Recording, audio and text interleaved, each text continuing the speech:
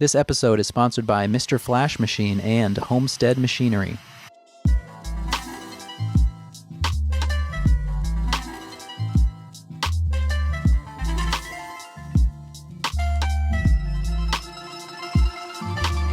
Thank you for joining me again. I'm Andrew Stortz. This is another episode of Books Closed, your favorite tattoo podcast. Now, this week is a first for the show because it is the first time that I did a live episode, and that's live in the sense that we had a live audience. Last month at the Bay Area Tattoo Convention in San Francisco, I assembled a panel of fine tattooers. We filled a room with some people, and we got down to the nitty-gritty. And I hate to make excuses, but since this was the first live episode, you'll notice some audio levels are imbalanced here and there. Some of us had some jitters. We weren't all on our A game necessarily, but I think we settled into it, had a really fun conversation. It was actually a very cool experience to do it in front of a live audience, so hopefully this is something that we can do again in the future. But without further ado, let's get to it. Let's flash back to San Francisco at the Bay Area Tattoo Convention, and it will be just like you were there. Yeah. Gosh, more and Well, more. once there's a camera involved, I've never done any shit like this before. Henry said he was really, really nervous before you guys came in. Totally. Now, I'm totally fine. I'm completely relaxed, everybody. I'm very nervous, so if I sound it, I am. You're not I am not, no. nervous. Yeah. Does anybody have any marijuana? I've already No. had. Dr. Sterling. Are you okay? I'm good for now, Dr. Sterling, but maybe later. Maybe later. Now that we've all given our disclaimers, Yeah. Oh, my God. welcome, everybody. Thanks for coming in for this. This is cool. I didn't know how many people would show up, so this is very exciting, but also nerve-wracking. Anyway, I make a podcast called Books Closed, if you know or you don't know, and this is the first time I've ever done it in a room full of people that I don't know, so it will be interesting. My name is Andrew Stortz. I tattoo in Portsmouth, New Hampshire, and I'm joined by a beautiful panel today. Some of my favorite panelists, professional tattoo panelists. So let's go down the line. Everyone will introduce each other, and then we'll just start there. My name is Henry Lewis, and I work at Memoir Tattoo in Los Angeles, and I work at Seventh Sun in San Francisco. My name is Freddy Corbin, and I work at Temple Tattoo and have Tattoo 13 in Oakland. And I'm Debra Yarian, and I work at Eagle River Tattoo in Alaska.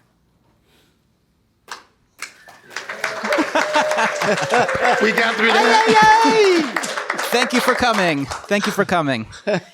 So I want to talk a little bit about each of your backgrounds, so we have some context, I guess, for where each of you are coming from as we discuss other things. So we'll just start in the same order. Henry, Yep. when did you start? Where did you start? I finished my apprenticeship in 1988 at a place called Incognito Tattoo under Jason Schroeder's tutelage. Yeah. I started tattooing in 87 in San Francisco at Erno Tattoo, and I worked in San Francisco for about 11 years, ran around for a couple years, and opened up Temple in 98. I started tattooing in 78 on the East Coast and stayed mainly in New York, New Jersey, and then the Southeast before heading out to Alaska in 2000. So that's where I've been. Younger tattooers like myself, I think the biggest problem that I have generally is having to take that bloodborne pathogens course online every year. The guy with the flight suit, and you can't skip through the videos anymore. So that's like, it's pretty bad. But Deb, I want to start by asking you about the time when you started tattooing, where someone like me probably couldn't hang. And take us on a journey, and let's talk about what did the tattoo world look like when you were first starting? Well, actually, when I first started, I was in Brooklyn, New York. That's where I'm from, and it was illegal. And so there were only people know of Tony Polito. He was in Brooklyn, and maybe a couple of people here and there. In Manhattan was Tom DeVita, and but mostly everybody went out of the boroughs, so that to New Jersey, to Long Island. I tell a story. I was 19. I was pregnant. I'd already started tattooing, and I was upstate New York, and I was at a state fair, and I met Tony DiPietro, who was a tattooer. His name is Tattoo Tony, and he had a winter home in Florida. And he was the kind of guy who'd pound, nails down his nose, and he was a barker at a carnival when he wasn't tattooing. So he invited me to his winter home, and as I said, I'm not barefoot, but I was pregnant and new tattooer, and he said, "Why don't you come down for the winter and tattoo?" And that really was my first exposure to a lot of tattooers other than the person I was learning from, or other than the person who introduced me to. So there were very few people tattooing then. Yeah. And at that time, being a tattooer wasn't necessarily a feasible occupation. I had always, I had never really thought about it. I loved being an artist, and at the time, I think I actually thought about being an album cover designer or a poster designer, and how many people are doing that, So somebody said, "Hey, you'd make a great tattooer," so that was it, and I started tattooing. So my first tattoo shop that I opened was in 1979, upstate New York, in a small college town, and it failed, of course, because I didn't know what I was doing. So, yeah, but so there were very few people. I worked underground in New Jersey for a while, and until I could find a town that I could open up in, because you couldn't find a town. You'd have to go through the phone book to every city, to town hall, and see who would let you open a shop, and if usually you tried to say you're opening an art studio or a gallery or whatever, till they let you in, and then I found one, and that failed too. Can't win them all. Yeah, so, but that was at that point, it was like 82 Yeah. in New Third Jersey. one worked. No, actually, then I just said the heck with it and started working for other people. Oh, okay. Yeah. Okay. Yeah. Makes sense. Yeah. So, Freddie, what did your life look like when you first started tattooing? I had just moved to San Francisco the year before, so it was pretty bright and cool. I was working in the Haight. It was like a dream come true. Where'd you work? I worked at like Dolce's and Pipe Dreams and Aardvarks and the health food store. It's like wherever I could, basically. Yeah. I always had like 2 or 3 jobs because the city was kind of pricey. Yeah. But I tattooed myself and kind of wanted to start tattooing as I was getting tattooed. So the whole thing was like really new. And after I had tattooed myself, I realized how slow it was and wanted some results, and went and got my first 2 tattoos at Lyle Tuttle's, which was just like a mind-blowing experience. Yeah. So this area was already kind of carved out as like a tattoo place. It was, and I didn't realize that. But as I was, purchasing and looking through the Tattoo Time, I was seeing like Ed Hardy San Francisco, Greg Iron San Francisco, Bill Salmon San Francisco, and I'm just like, where are these people? I think Leo had stuff in San Francisco back then, so Yeah. I searched him out and started getting tattooed by him. Henry Goldfield, Yeah. or no? Yeah. Yesterday, Henry, we were talking, and you said that you think right now might be the best and worst time in tattooing. Yeah. What do you mean by that? I think for information and accessibility and, products made by tattooers for tattooers, that's amazing. The worst, I think, personally, is watering down what we love as a community. That's good. I thought I was going to go right off the line with these guys. That's good. In what ways? In what ways? Well, in sense of originality and people like fighting for their style and keeping something good, it's awesome to get that out and show that online. So most people don't have portfolios anymore. People do Instagram. But the worst in tattooing, I think, personally, sometimes is when I see this guy wants to be this guy of his town, and he doesn't believe in his own art. And, we all got into this business to make art, and everyone has their individual style. I think that's a beautiful thing. Do you think that can sometimes be a necessary stepping stone to like get to that next? Yeah, definitely. Definitely. Like, I mean, I copied Sailor Jerry Flash, copied a bunch of Flash until I figured out what I liked, you know, and yeah. I don't know. Any coffee? I'm nervous as shit, guys. Come on. I think as time goes by, we're all adapting to change, and sometimes Yeah. it's so gradual that you don't even realize it. When you look back, you're like, oh shit, this is very different than it used to be. Or there's certain things where it feels like you're running into like a brick wall at 100 miles per hour, when that's when people freak out and you're there, everyone is up in arms, as we've seen. Like as things change, whether it's technology or whether it's the amount of tattooers, because Deb, you've seen tattooing grow, a million times over since you started. Does it feel like it's just getting harder and harder to make it work? Or To make a living or to make tattoos? In terms of anything? Well, of course. I mean, I think when I started tattooing, if you said, "Oh, I'm going to Idaho," then you knew who was in Idaho, like the two people that do there. Yeah. If seriously, if you knew, oh, Sacramento, that's who's in Sacramento. And somebody would say, "Hey, I'm moving. Who should I go see?" Then you knew. Now there are so many tattooers. So personally, and I can only speak from personal experience, the more tattooers there are, the less money you're going to make. And I still have, so this is my only negative thing I'm going to have to say, because I keep seeing the same thing on social media. When a person says, hey, so many people are opening up in my town, or this or that, people will say, well, if you step up your game, you'll do okay. But my thing is, a lost first-time customer can be a lost lifetime customer. Sure. Yeah. So before, if somebody walked into your shop and you did a good job and you were nice to them and you didn't treat them like an asshole and charge them $1 million, then that very well could have been your customer for life, and then their brother and their family. Back, yeah. And you had that all the time. Now, oh, well, I don't have to walk further than this shop, so I'll just go in there. And so that has been a challenge for me.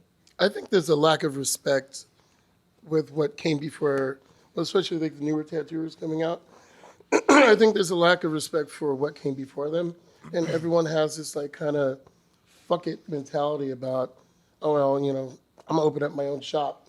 I don't even have to tell this person. Right. And like, I don't know, it's really shitty, because it's like they didn't earn it.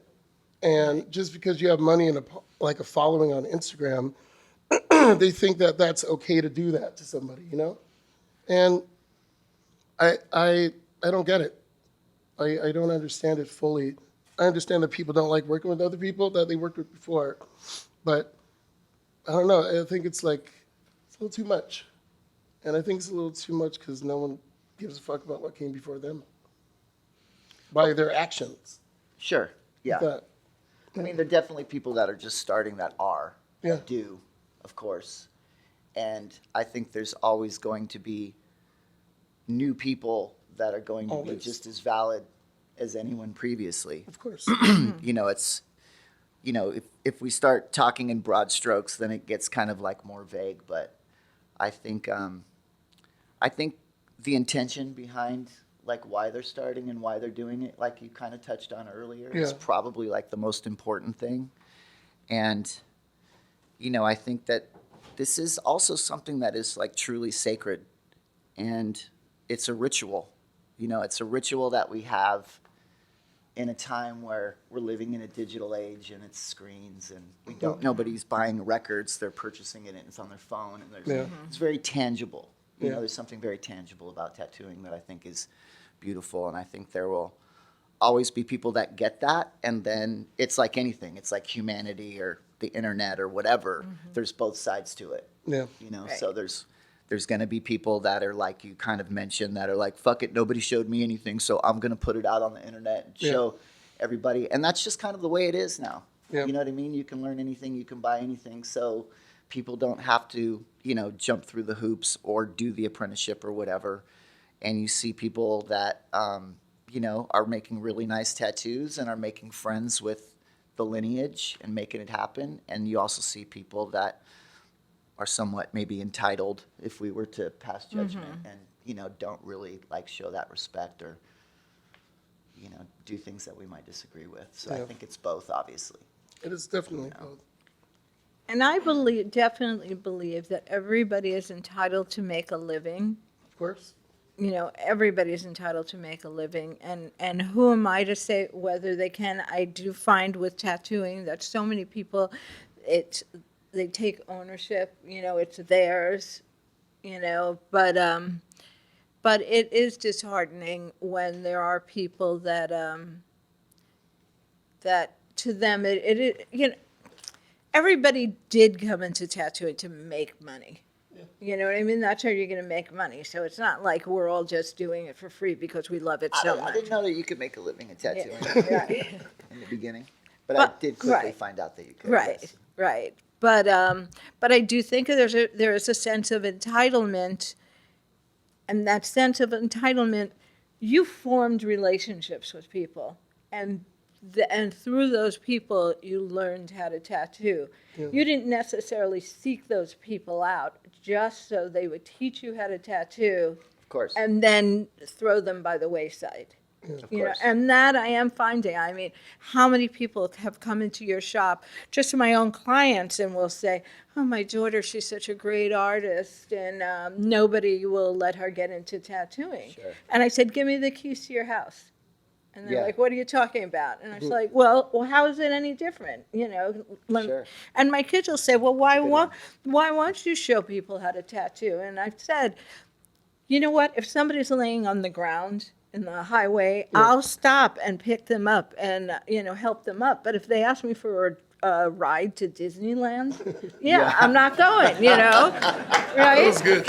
Right? Unless, you know, so that's as ludicrous to me as asking me to tattoo, you know. And now, but that's just my opinion. I think there's a big difference between somebody that searches out tattooing because there's like a love and a drive and a spark, than somebody who starts tattooing because their friends are doing it and they can't find another job. So I'm either going to become a barber or a tattooer. Yeah. Or they find out that they think it's an easy way to make money right off the bat. Sure, of course. There's so many of those people that hit me up these days to the point where I'm like, is this for real? It's like, look on the internet. Yeah. You want to learn how to tattoo? Completely. Google it. Yeah. You can actually do that now. The YouTube apprenticeship. Just Yeah. yesterday, I watched a guy, and he was, I don't know who he is, I should probably know his name, but he was doing a tattoo, and he had zillions of followers, and I thought, wow, that's a really nice line, or, you know, what he's doing, and he said, just ask me anything, and 1,000 people said, what needle group are you using, and what needles, and what pigment, and so now I know. You know, because he told me, you know, so. Yeah, I mean, I think on the idea of who's earned it and who's like got the right intentions and stuff, it can get weird to navigate through that. Definitely. Because there's no one that can say, I will deem you worthy, or, you know, Exactly. we're not being knighted at a ceremony. You know, there's no structure to it, which I think is what makes it's something that you can dissect from any angle. And like every little facet of tattooing we can see from, you know, the people around us will kind of dictate how, you know, the general feeling about it. But so for Henry, where were those ethics, and like where did that first get instilled in you? From Jason Schroeder. Yeah. I got fired from my first apprenticeship acting like an idiot. But like that taught me a really, really big lesson. And Jason instilled just kind of just basic human common sense. And I thought just nervous. Jason Schroeder showed me and told me what I needed to do to sustain myself in tattooing. And everything I do now and the friends I've made along the way, I pretty much kept to the code that you told me. And it was like, keep your nose clean for the most part, have good business interactions, treat people how you want to be treated, and show kindness, because it's a very difficult gig. And like, you don't make the connections you make by, I don't know, trying to climb the ladder. You know, the ladder is a fault. It's a farce. And I owe everything to two people, Jason Schroeder and Mark Hedgie. Jason showed me the tattoo side of the business, and then Mark showed me the artistic side. And ever since, I've been in a tattoo shop since I was 16, you know? And I didn't know you could do colors on tattoos because I grew up in the hood and it was just like gangster stuff that I wasn't into. And then my buddy showed me a color piece that Jason did. So I started hanging around the shop and I was at the right place at the right time.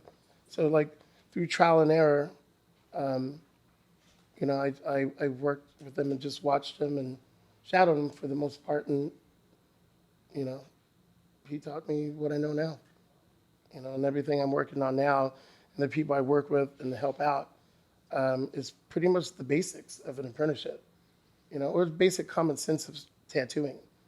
So I learned it from Jason. Yeah. I think also too, like just to add to that really quickly, Andrew. Yeah, go I ahead. think that part of the whole kind of like organic, no rules, water finds its own level is something that's kind of magical about the whole thing too. And it seems that, you know, there's been times when people have brought up like unions and stuff like that, like, oh, there should be like a tattoo union. And I always thought that was a really bad idea. You would know more than I. But it seems like, you know, then there becomes like, well, who's the head of the union that year? And then it just becomes like a who knows who contest. Right. I think something that truly proves whether you're deserving or not is how the people above you, your peers that See you. came before Yeah. you, treat you and see you.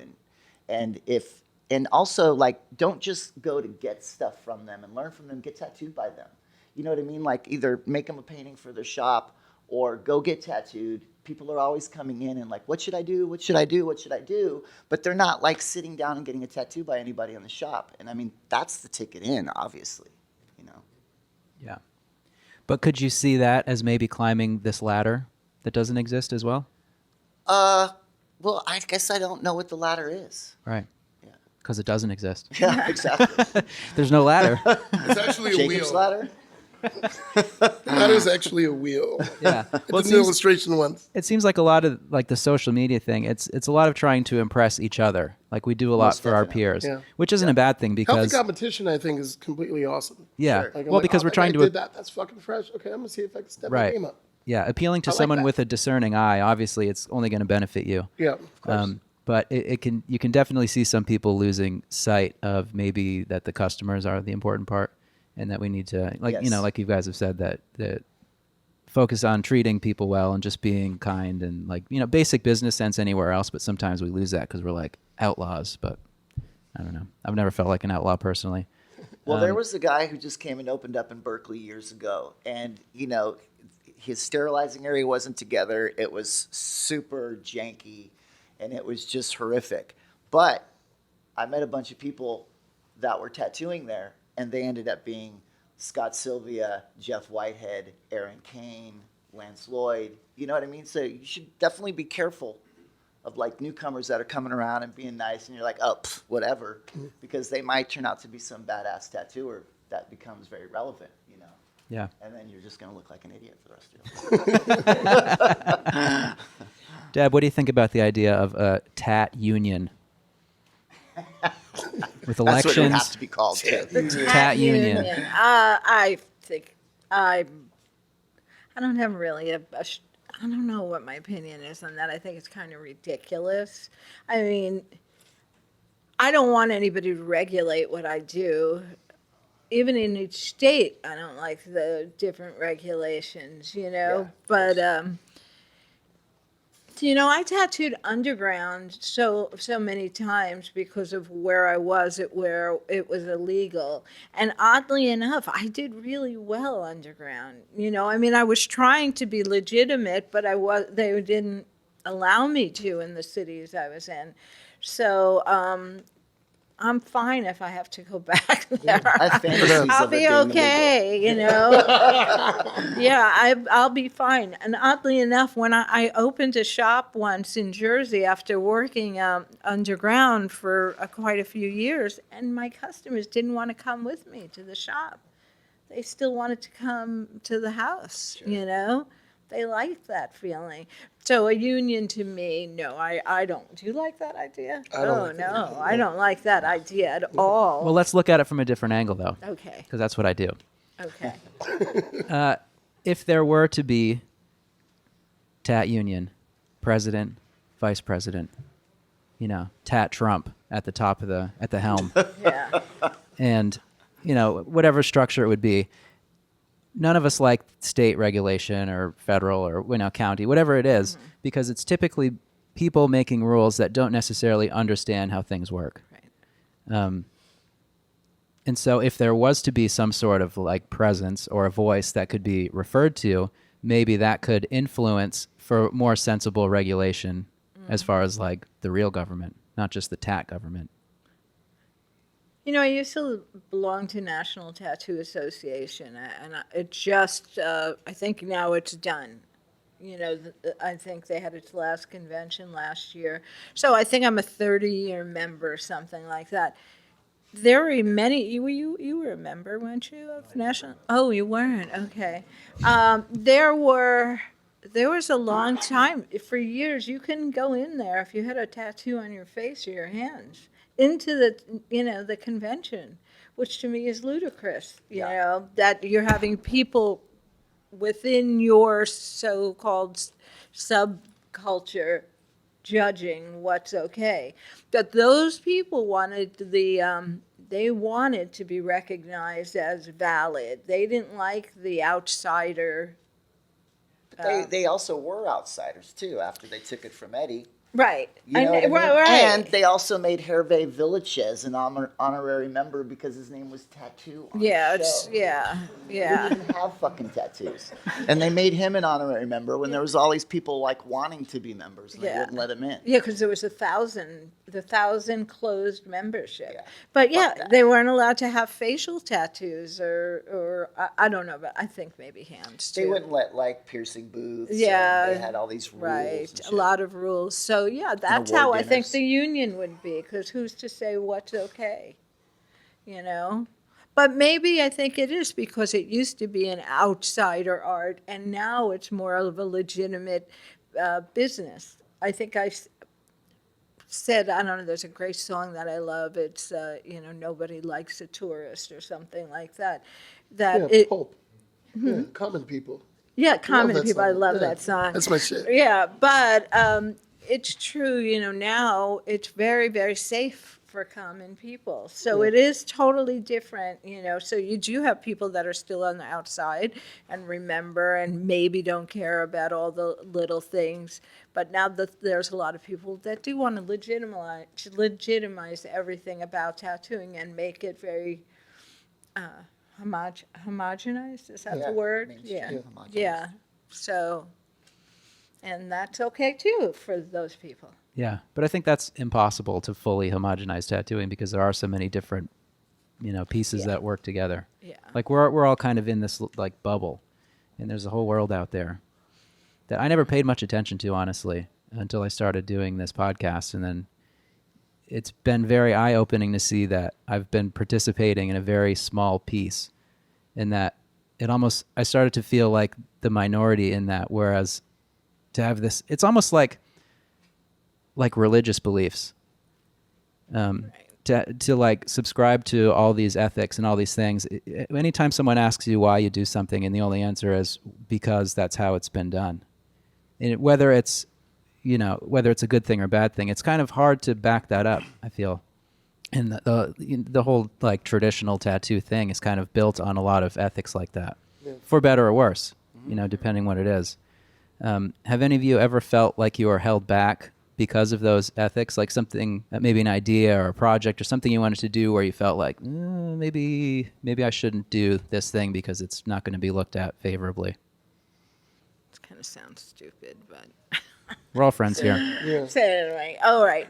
I try not to dictate what my customers get. It's what they want. I mean, of course, if I don't think that I can do something well, or I hate it, and I don't know. But okay, so recently I have 3 sons who have tattooed with me. 3 of my sons tattoo with me, and my husband. So one of my sons was tasked with tattooing a woman about my age, and she wanted some lettering around her, on her breast, around her areola, which is a tough tattoo to do, unless you're 17, 18-year-old girl and, you don't have any. And a bad idea. Yeah, and a bad idea. Yeah, aesthetically, how is it going to look anyway? So my son said, Mom, I don't want to do this. Would you do this? So I had called the lady back in, and she said, and she's, as I said, my age, and she said, I said, well, okay, what do you want to get? And she said, I want to get dirty little whore around my areola. Now, I made no. Mama parties. Shit. Yeah, no, I made no face. I'm not judging her, outward. Hey, yeah, you didn't say, that's what she's into. But I thought, this isn't going to look in your photo album. Yeah. You're not gonna feel great about this later. I'm not gonna post it. I again, it might be her pet thing with her husband, but I think, I'm not going to feel good about it after I do it. So I said, oh, I'm sorry, I'm just not going to be able to get to it, and we're not going to be able to get to it today. So I don't know where she went to get it, but in that instance, I'm not judging her, but I just didn't want to do the tattoo, so that was it. I mean, if there's a tattoo that I think somebody could do a better job, or that's somebody's shit, I would send them to that person in a heartbeat, because there's business for everybody. Right. And you look better sending somebody business that, he likes to do traditional stuff with a little bit of twist. I'll go to this guy. And they're like, all right, cool. That's a good hand trade right there. And I don't know. I think we're at the age and the point now where we don't have to do what we don't want to anymore, because someone is always going to come up, and you can give that to a younger person that might want to do that. Or if your buddy likes to do tribal and you don't, send them over. It's not for everybody, I think. Yeah, it's definitely a benefit of having more tattooers around and people who are specializing in different things, where you can kind of let everyone fall in the hole that they fit through. I can dig that. Yeah.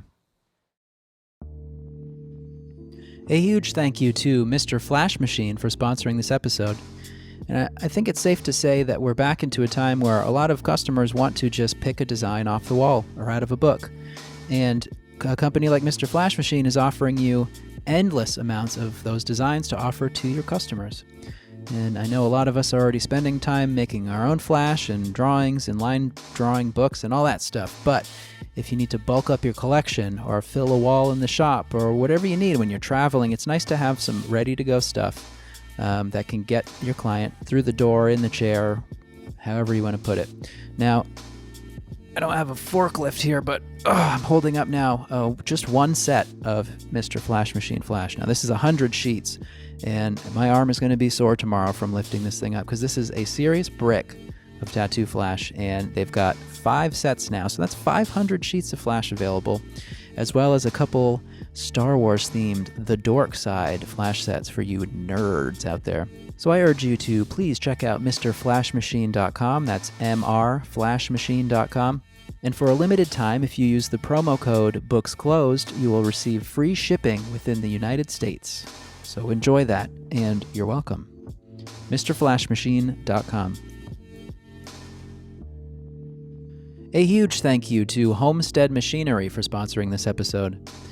Now, Homestead Machinery offers tattoo machines handmade by Heath Rave, an 18-year veteran of tattooing and a part owner of the new Heart Tattoo in Sioux Falls, South Dakota. Now, Heath takes a lot of pride in his machines. All the materials are American-made, and if he's not hand-making it himself, he's going to source it from another tattooer-owned company. He offers custom styles and standard styles, daily drivers, whatever you want. He can make a custom machine for you tuned to any specific job that you need. He works with all these machines before he sends them out and troubleshoots them before they get into your hands to make sure everything is ready to go. He offers a lifetime guarantee for normal wear and tear and spring breakage, but if you're dunking your entire machine in a bucket of Maticide between every job, it's probably not going to last, and Homestead Machinery just can't, They got to draw the line somewhere, okay? So keep your machines clean, but let's be real. Heath's love for tattooing really comes through in everything he does, whether it's his work or his machines, so please check those machines out at Homestead Machinery on Instagram. And if you mention to him that you heard about him here on Books Closed, then you'll get $25 off and free shipping. So don't wait. Get to it now at Homestead Machinery.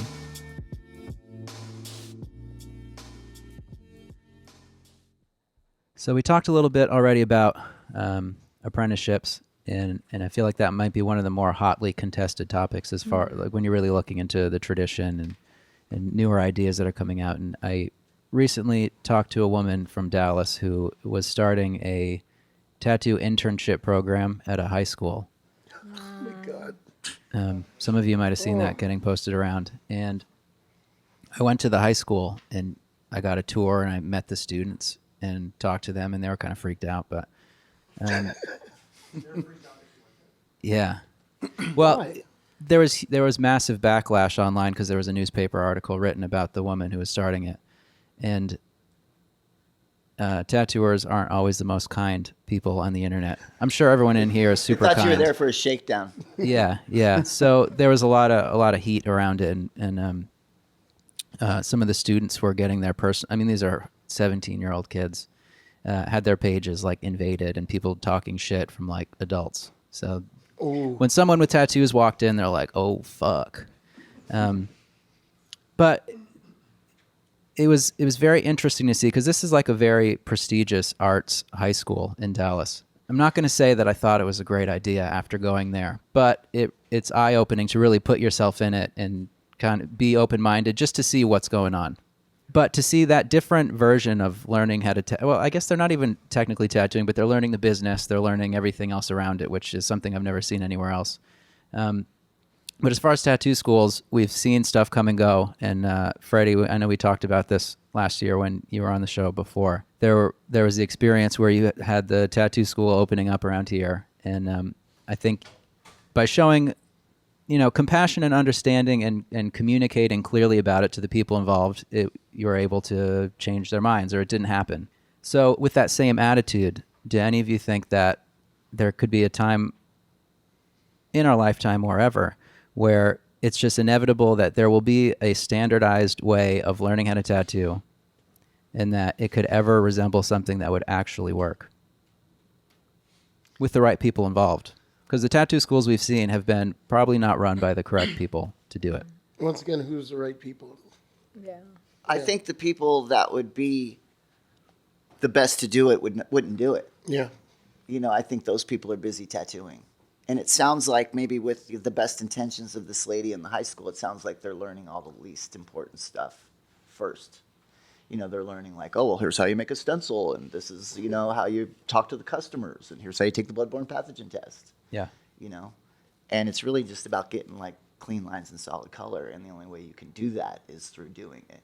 And I also think regarding that, I think there's something very dangerous about teaching young people how to tattoo, because they're still very young. And even though a lot of us started when we were young, which is also slightly dangerous, I mean, I think one of the worst things that I've learned through other tattooers that can happen to newer or, younger, newer tattooers is that they start believing their customers. They start like believing what they're hearing. And of course, you're going to have people telling you how cool you are, how this is the neatest thing since sliced bread. You might have a couple $100 in your pocket and you feel like the man or the woman. And it's like, if you start believing that, that's the beginning of the downfall. So doing that with kids that are 17 and 18 years old, I think it's almost dangerous. I think it's just like a setup to become, a nihilist drug addict or something. I don't know.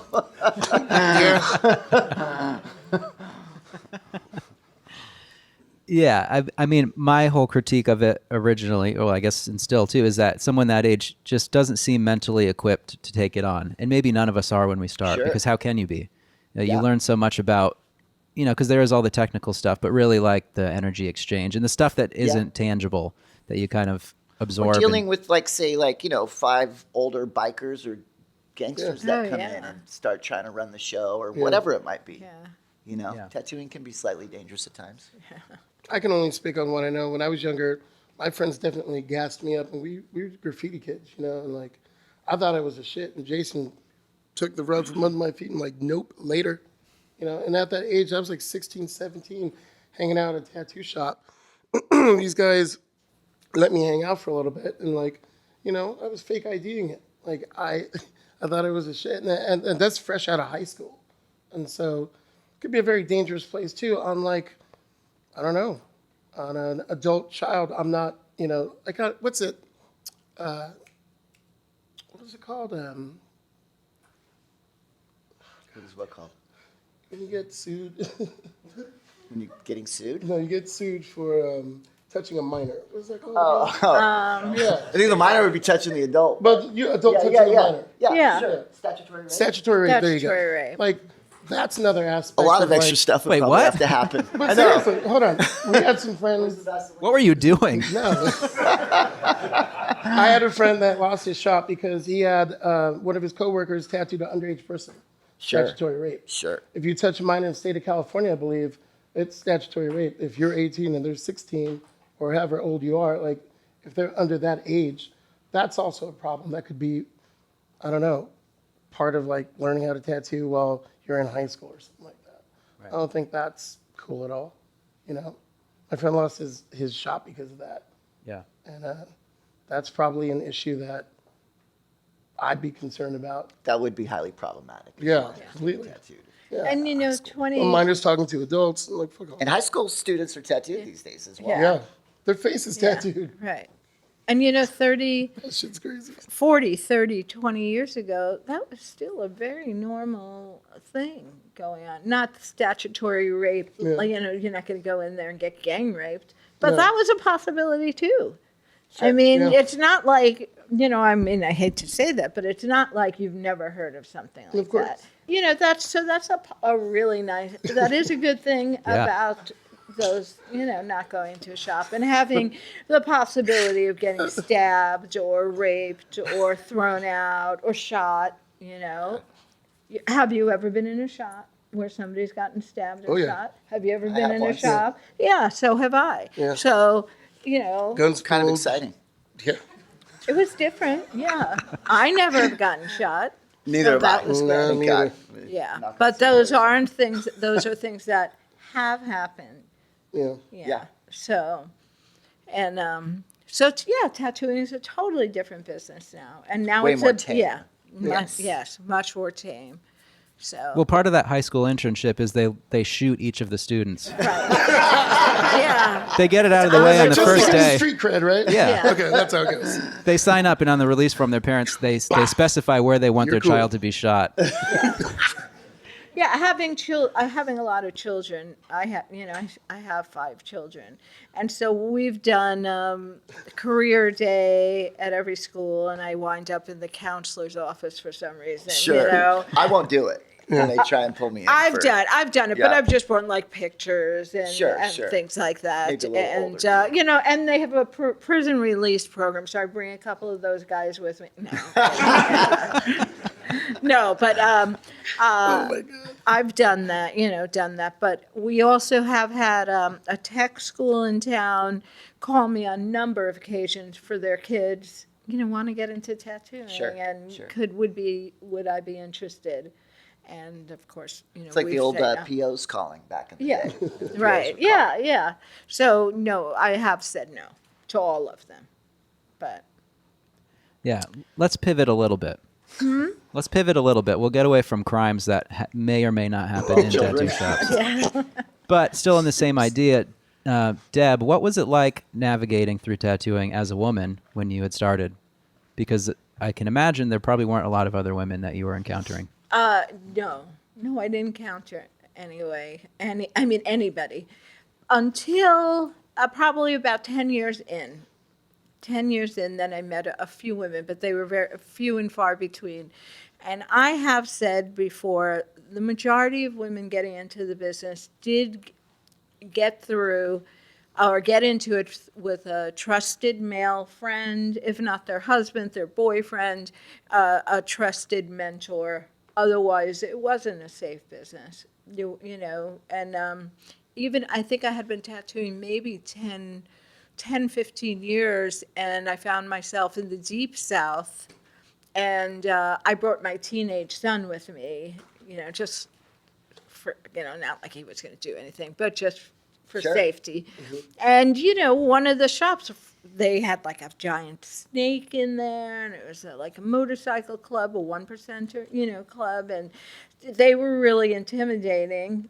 I didn't go running out because I was comfortable, but it was hard. It was really hard. People were very, very rude to me.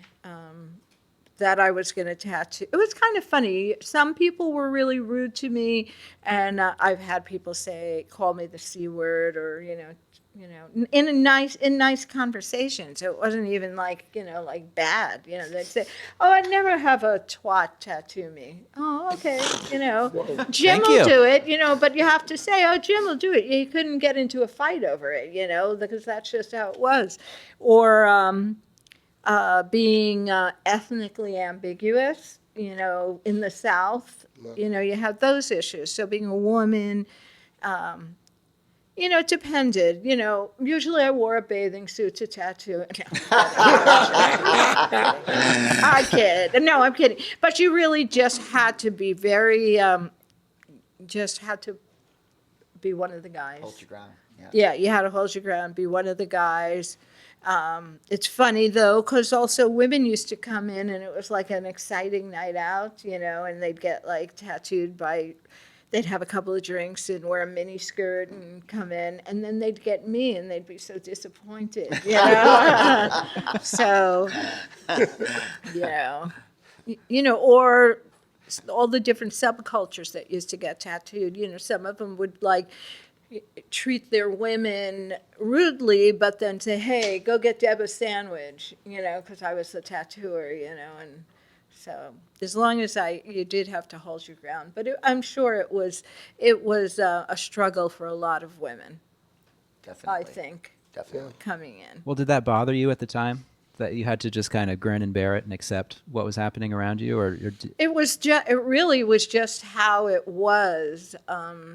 My first 12 years tattooing was really like a hard labor. I learned how to tattoo through my oldest son's father, which was really tough.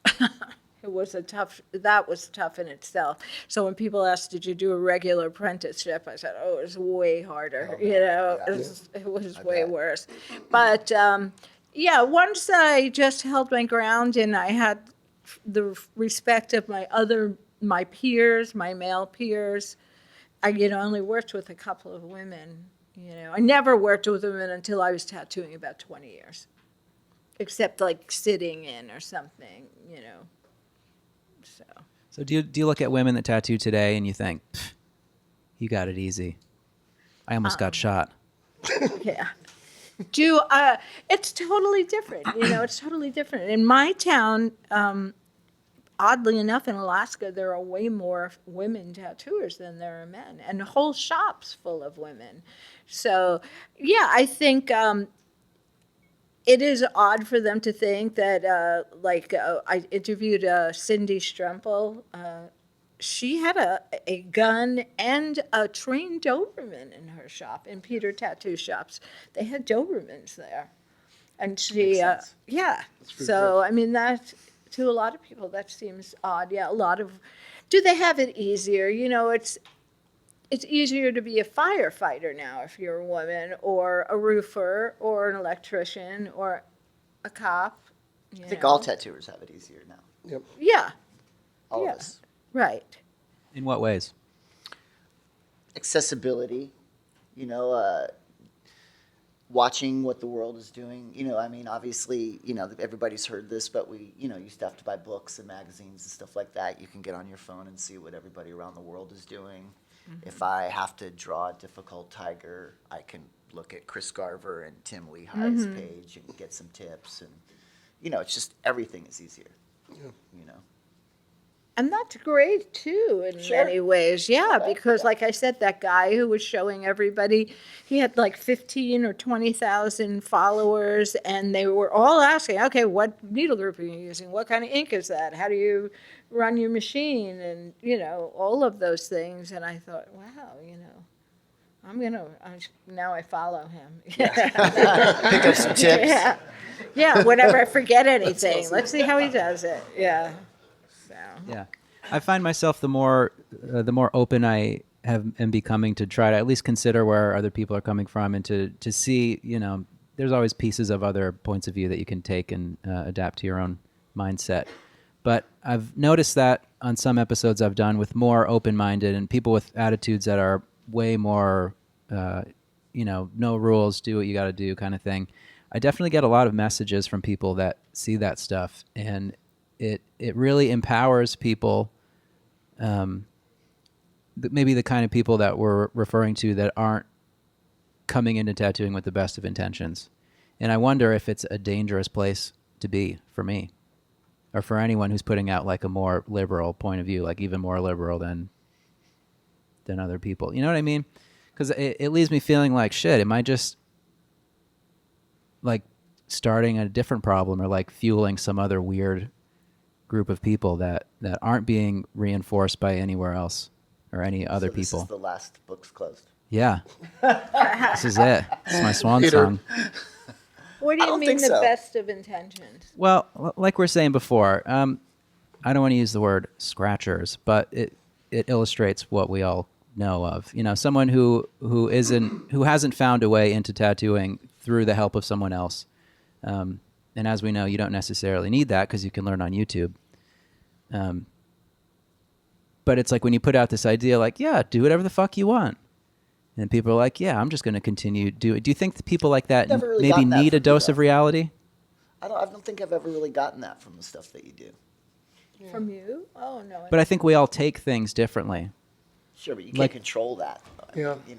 That's with everything. Right. And that comes back to what your intention is. Sure. What's the intention? You can't control the world. But you can try. Well, you would be a sad motherfucker if you did. Or at least Well- grumpy. Yeah, right. So I want to open the floor to some questions. Does anyone have anything that they want to contribute to this? I want to ask each of you if you feel, because I get this question a lot at the shop. A lot of people think it's an art form.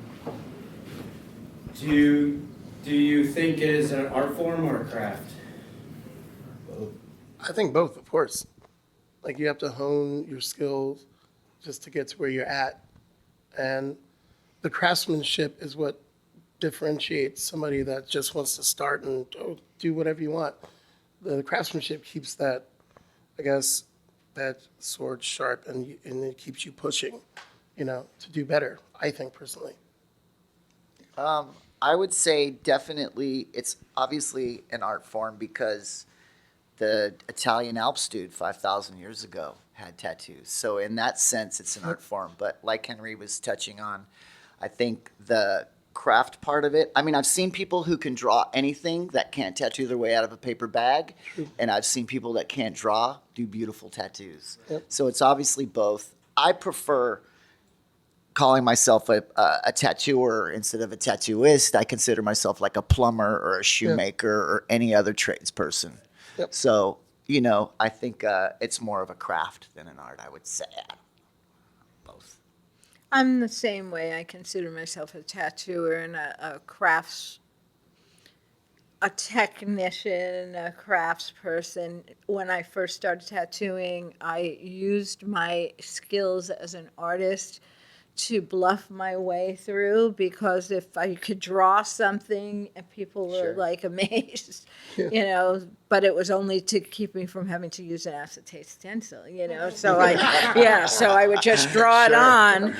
Yeah. And, One wipe and you're done. yeah, and so that's why I did that. So, but till I was technically proficient, took a long time. And that is one thing I tell new tattooers. They'll say, oh, she's such a good artist, blah, blah, blah, blah, blah. And I say, okay, if you draw an apple for a month, every day you draw that apple, hopefully by the end of that month, that apple is going to look fantastic. But if you tattoo an apple on 30 different people every month, there's going to be different things that affect that, you know, whether the pores, you know, medication, Sure. you know, hormones. How old they are. Yeah, Yeah. all Acne. of those things. So those are so many variables. So where then your technical ability comes in and your art has nothing to do with it, Yeah. I think. Anyone else with a question? Yeah, what do you guys think is the biggest change in tattooing since you've been tattooing? Like, as far as the craft goes? You know, because each of you guys started a little bit different time, and I was just kind of curious about what you guys thought that would be.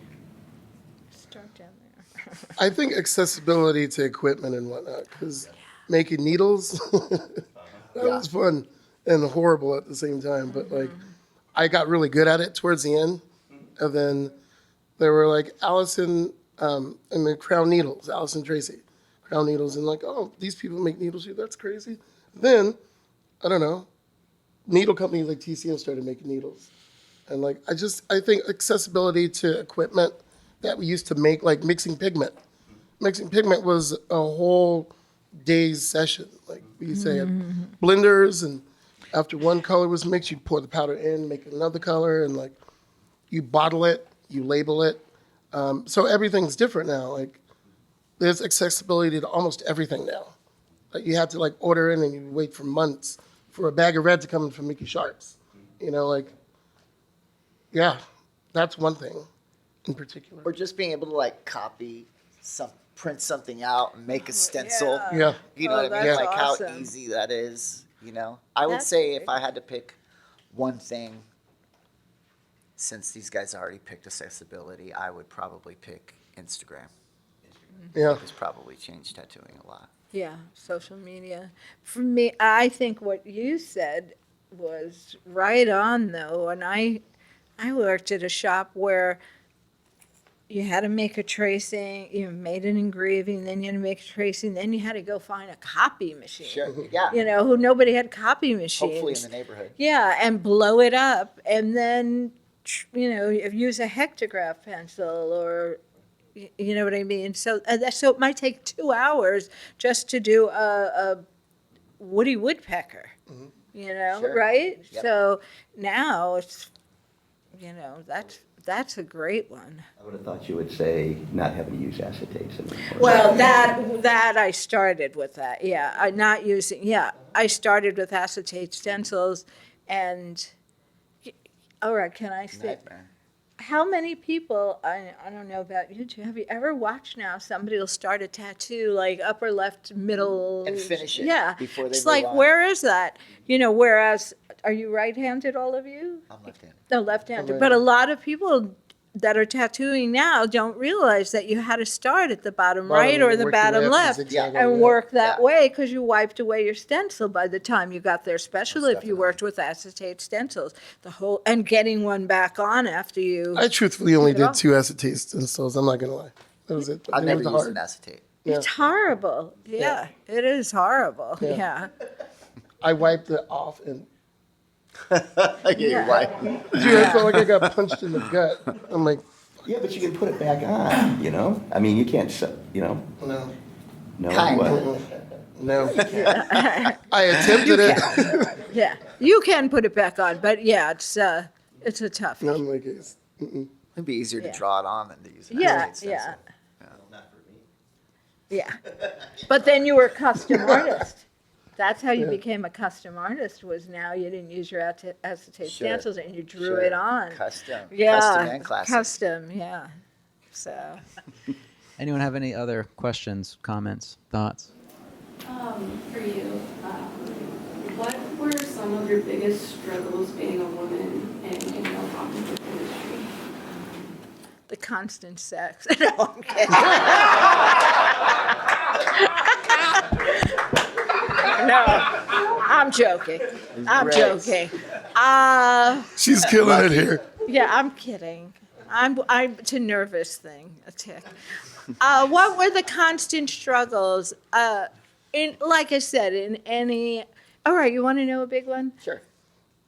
working with only men, it was very common for young women to come into shops and trade for their tattoos, if you know what I mean.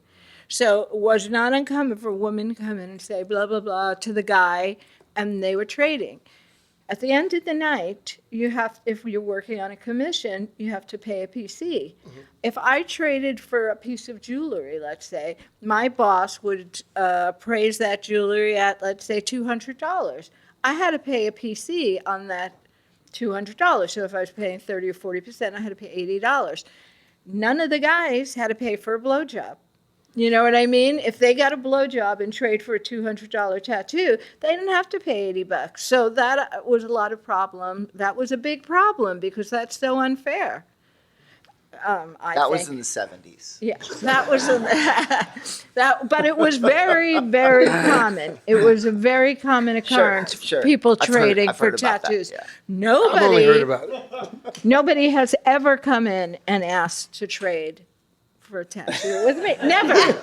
Never. Yeah, I mean, I trade for carpeting. I trade for motorcycles, but never. Fortunately, never for that. So that was that. Some of the men I worked with in the 80s, like in the motorcycle community, had no respect for me whatsoever. And it was okay, because now that I'm older, I realize I had no respect for them either. So, but they made, where don't talk to my customers, they would yell at me or would be rude, so. So nobody ever came in and said, hey, give me a blowjob and I'll let you tattoo me? All right, yeah. No. Okay. No. Nobody ever did that. What a deal. Yeah. Unfortunately, no, I'm kidding. No, nobody ever did that. Anybody else out there? Be brave. I was thinking, what do y'all think about Ink Master? The show? What do I think of the show? What do you think of the show? Tattoo game show? If I could have no tattoo shows on TV, then that'd be great, Yeah. maybe. But I mean, it just is what it is. It's It part is of the what way it it is now. So, Yeah. I mean, I will say Evolution. that when there are tattoo shows, I'm really super grateful that there's people like Chris Garver or Oliver, Tim Hendricks, or somebody that actually Yeah. truly represents the trade to be on the show. There's a lot of really bad ones, Oh, there are That some seems to be one of the terrible better shows. ones. Weirdly. I sort of took offense. What I didn't like about some of the tattoo shows, even the better ones, is I guess if I was a great chef, I would object to some of the cooking shows too. Just that I think the public believes that, these are the best tattooers in the country, and or now dictating how long my tattoo should take, or and then just using Kat. I have nothing against Kat Von D. I think she's a beautiful girl, and she's a good tattooer, and she's has great marketing skill, or a great PR firm. But I know a lot of the women that were chosen for her show were chosen because of their looks. So if, I've battled my weight, I'm short, I don't look well on camera. I've never been asked to be on one of those shows. I've never been asked to be photographed in my lingerie or, any of those things.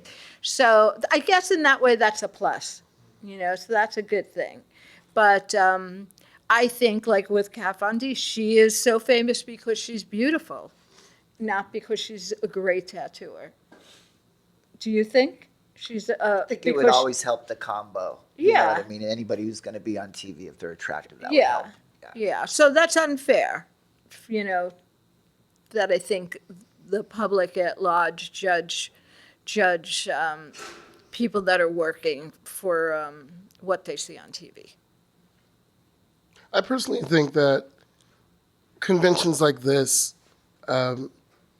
make tattooing for me. And what I don't really invest time to watch those shows, because to me it's kind of like working at a shitty shop that you worked at back in the day that you really don't want to work.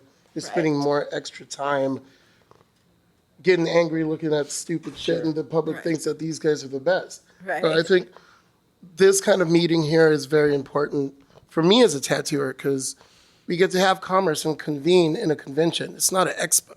We're not selling anybody anything that we're not. Like, this is a convention for peers. And I think the television gives the public a platform to think, this is real tattooing. Well, this is real tattooing to me. Right. So that's just what I think. Like I said, I don't invest a lot of time in it. Or that they have to mean something. Yeah. God damn it. Shit. What? I'm getting this because my cat died and That they have to mean something. Oh, yeah.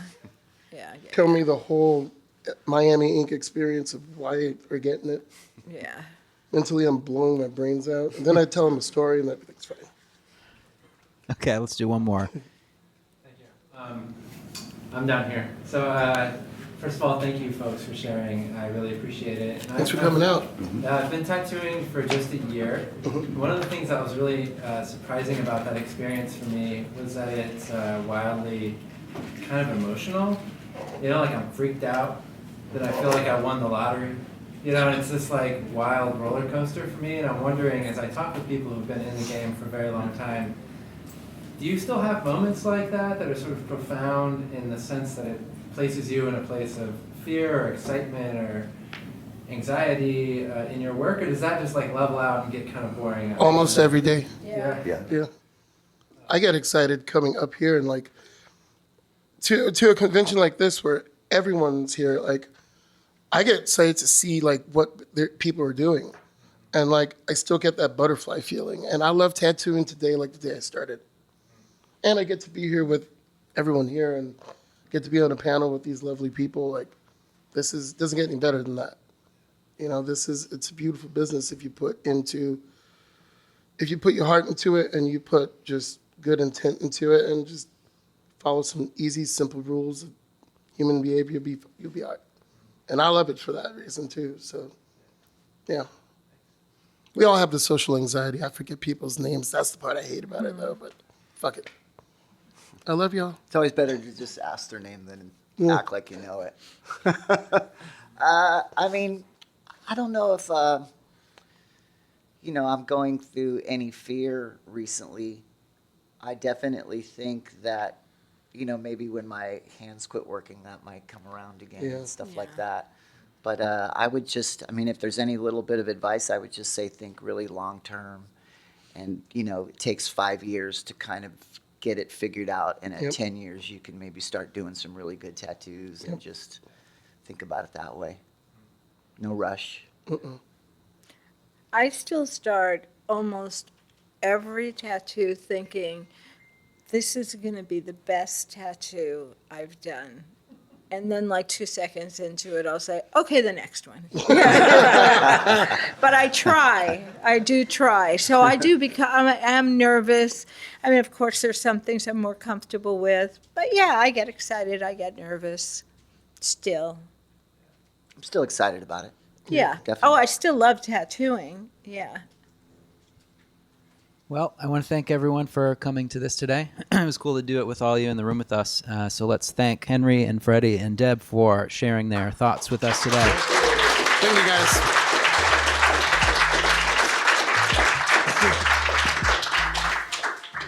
And Buck's here, so he'll be signing autographs. Oh, man. Thank you, guys. I was nervous as shit, man. Oh, me too. Yeah. I ramble when I snap. I was. A huge thank you to our sponsors this week, Mr. Flash Machine and Homestead Machinery. And let's not forget that beautiful panel, Debra Yarian, Freddy Corbin, and Henry Lewis. Thank you all very much for participating and for trusting me to put you in front of a live studio audience. And thank you to Taki and Roman and the Bay Area Tattoo Convention, who have been massive supporters of me in this past year and do a lot of work behind the scenes to facilitate cool stuff like this. So thank you very much, guys, and the whole crew that puts on that show. It's an amazing convention. If you're in the San Francisco area, you should all check that out next time it happens. If you want to follow me on Instagram, that's at Andrew Stortz, Stortz. In the show notes, you'll find links to everyone who appeared on this episode. If you want to keep up with the show, if you want to find past episodes or any other information, head over to booksclosedpodcast.com. If you like this show, make sure to give a 5-star rating on Apple Podcasts. And even better, if you really do like this show, tell a friend, share a clip online, share a screenshot, whatever you can do to spread the word about this show. I couldn't appreciate that more. But that's it for this week. Thanks for listening.